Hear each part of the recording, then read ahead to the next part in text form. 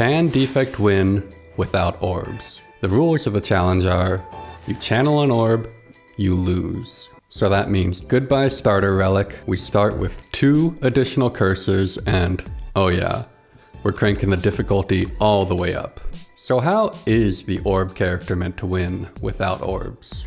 More than half of Defect's powers use orbs, and some of the best payoffs for the secondary mechanics use orbs too.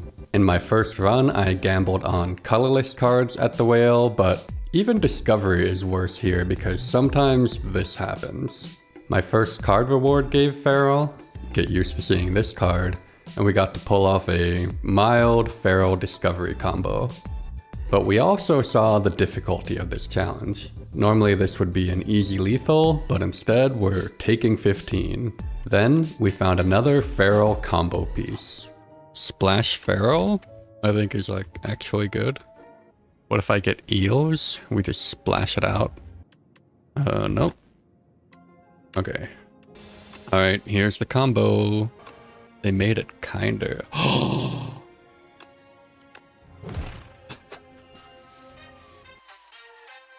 What? Wait,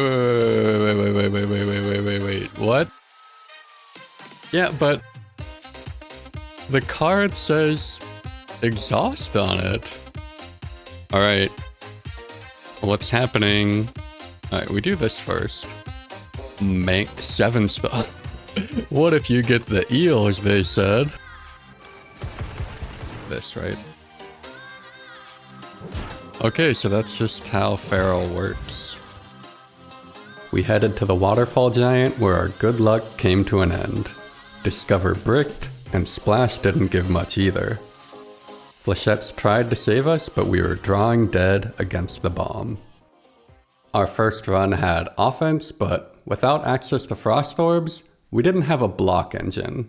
In run 2, Kaleidoscope found footwork and pull aggro as a block solution. I took a speculative scrape, hoping to find claw, and my speculation paid off. But the deck definitely wasn't good yet.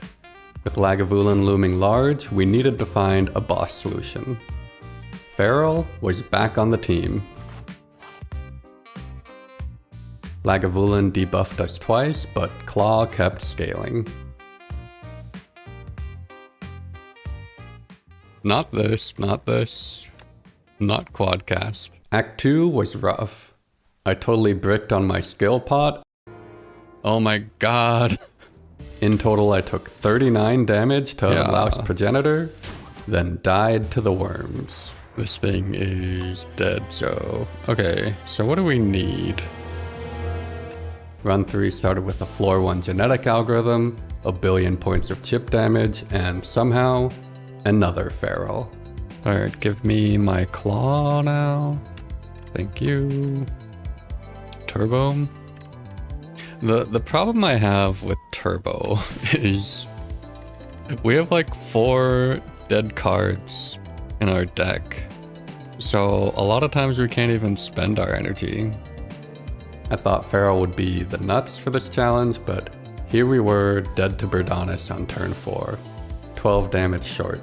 The exact amount our starter relic would have done. The runs were starting to wear on me. Like this actually right now, not for the long run, but for right now, I think this improves our deck. I mean, there's no debate about it. Ooh, do we just go next? We can mercifully take ourselves out of this run. My play while streaming isn't the best to begin with, and I could feel my concentration slipping. I managed to die from full health against Phantom. Turns out the wounds from fight through aren't great when your deck has no damage and no scaling. But the next run at least had direction. An early iteration, boost away, and rocket punch put me squarely into status territory. I found a miniature cannon and went all in on Gunk Up. My deck was starting to tick, but luck wasn't really on my side in the boss fight. I kept drawing Gunk Up on intangible turns, and Rocket Punch could have been better. Oh my god. Oh. I found Echo Form and with Miniature Cannon took a rare Sand Castle. I was taking 0 damage in most of my fights, but I could also feel I was getting tired. Oh, order? My mistakes were starting to accumulate. Oh, what am I doing? I don't have iteration in play. What am I? Oh no. Was that lethal with this? Alright, I really have to stop playing. I put up a fight against Knowledge Demon, but it wasn't enough. We are dead.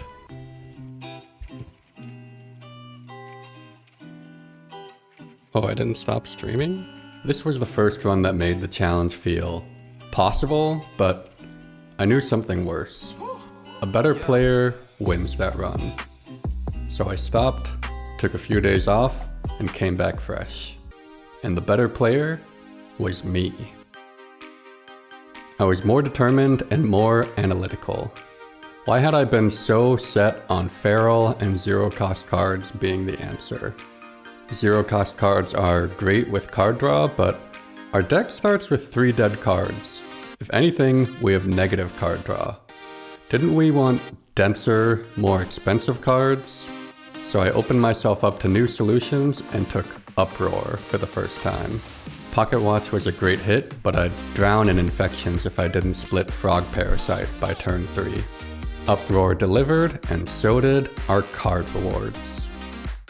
The shop offered me Fight Through, but I'd learned my lesson about taking that card into Phantom.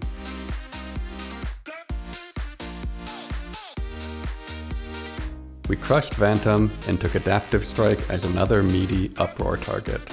The Act 2 Ancient choice was weird. I didn't have a use for Hot Cocoa, and my block was too reliant on Bulk Up to risk Toasty Mittens. Mostly, I wanted time to scale.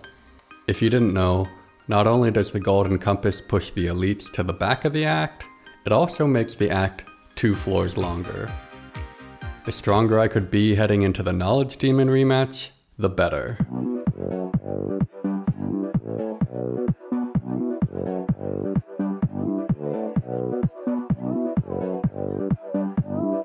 Back at the Knowledge Demon, no run had made it past this point. And you see that set of non-robotic footprints in the sand?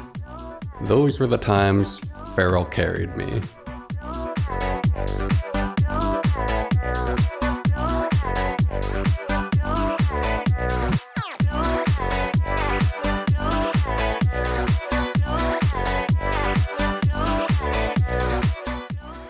We finally made it to Act 3. Sai worked with Pocket Watch to help us get set up, and we were on our way.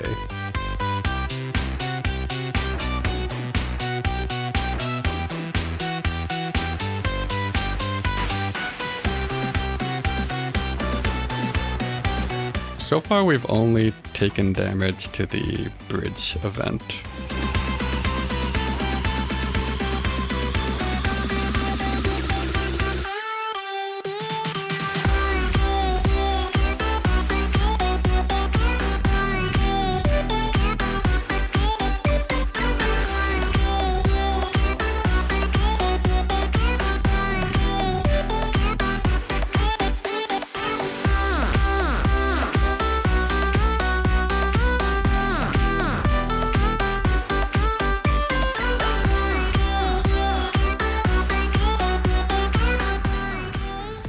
Job done.